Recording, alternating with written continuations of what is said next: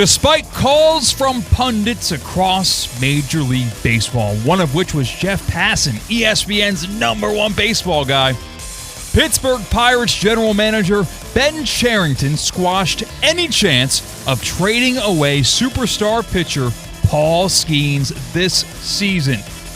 The Pirates are currently 17-34.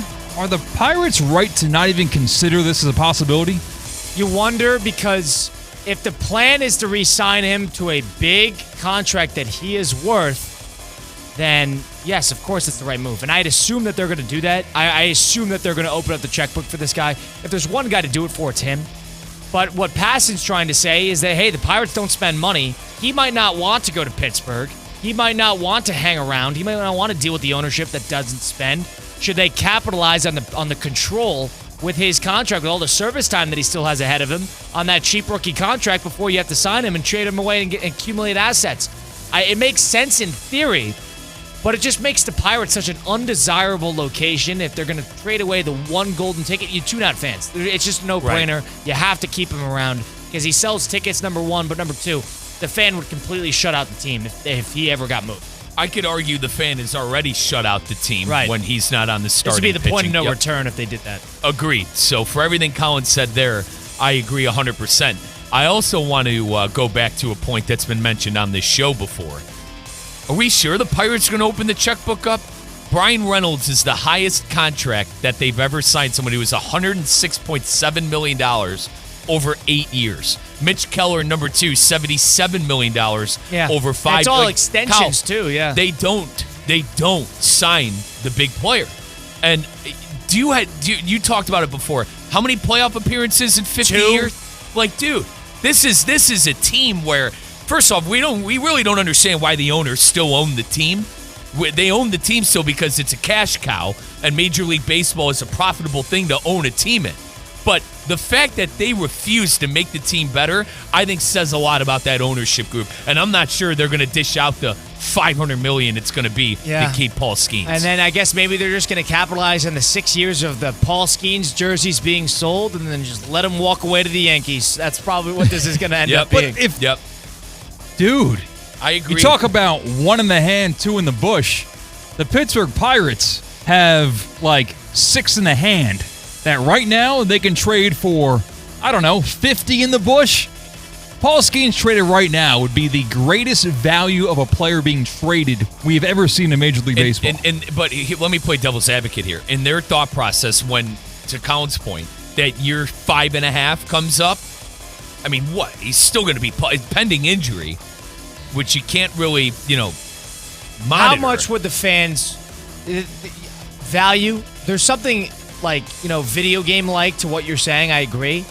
But if they were to trade him, it is such a slap in the face to that fan base. They already hate the organization. Like Riz said, I think that's true. They're already off. Yeah. So what's one more punch to the gut for the greater good? They'll enjoy making the playoffs year after year after you have an Orioles. But they still show up when Skenes pitches. Yeah, and I think, and quickly, I think they'll gamble. I think they'll think the gamble of him being healthy is worth year 5.5 when he's right, like his contract's about to be up.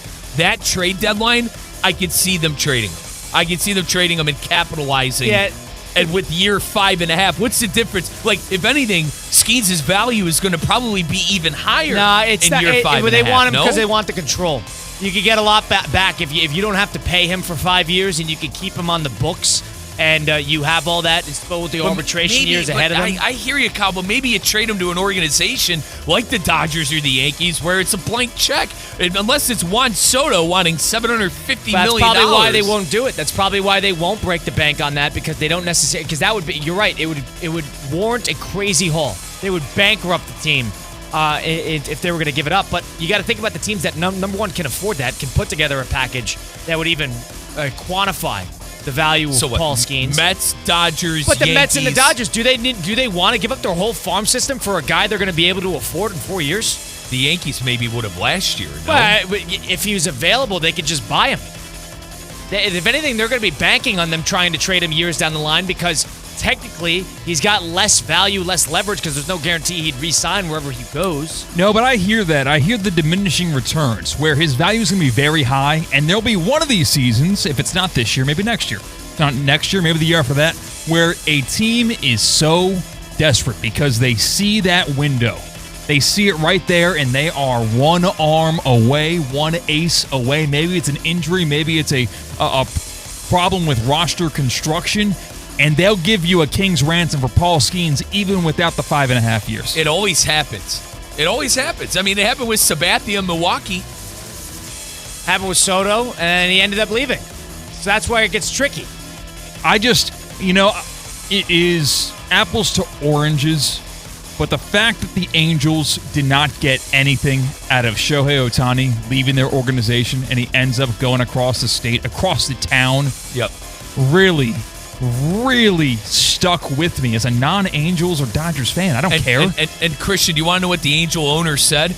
I don't want to be the owner that traded the greatest player of all time. Right. Well, now you got to wear the dunce cap because you got absolutely nothing. Yeah, you're only known as the owner who held Shohei Ohtani away from winning more than he is going to in his career. Christian Cole, what for it is, held him hostage. You could have gotten so much if you trade him. They lost like 8 games in a row after the trade deadline. And then the biggest disgrace was when they let go of like Kyle Giolito. Remember, they made all these moves at the deadline, and then a month and a half later, they just straight up released them. They straight up released, who was it, Ronaldo Lopez? Yeah, that's different. Dude. Ohtani, I mean, if they traded him, they would have gotten a good haul for it. They would have gotten something, but they wouldn't have gotten the haul, I don't think, as good as you'd think, because there's no guarantee he'd stay. Nobody knows what Shohei was thinking. Nobody knew where he wanted to go. There was rumblings about the Dodgers, but it was. So it could have been a Soto situation. Could have been a Soto situation. Nobody wants to be that team that trades for somebody for 6 months and all of a sudden they get burned by it. But, I mean, for Skenes today, that's why that trade is so valuable tomorrow, because you don't have to worry about that for 5 years. You just get that player for that cheap-ass price. Come on now. The top 5 pitcher in baseball, and you got him on the cheap after arbitration.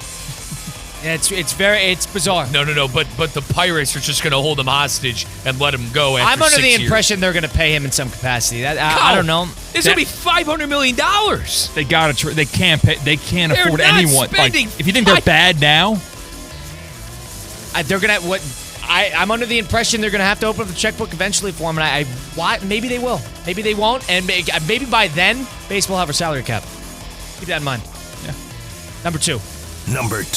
Knicks Pacers Game 2 tonight at the Garden. Can the Knicks even afford falling down 0-2 in this series? This game is a bad 2 quarters away from being. This series is a bad 2 quarters away from being over. This is a very dangerous game. The Knicks need to play great tonight. They need to win tonight. I think the Pacers are going to give them a big punch because the Pacers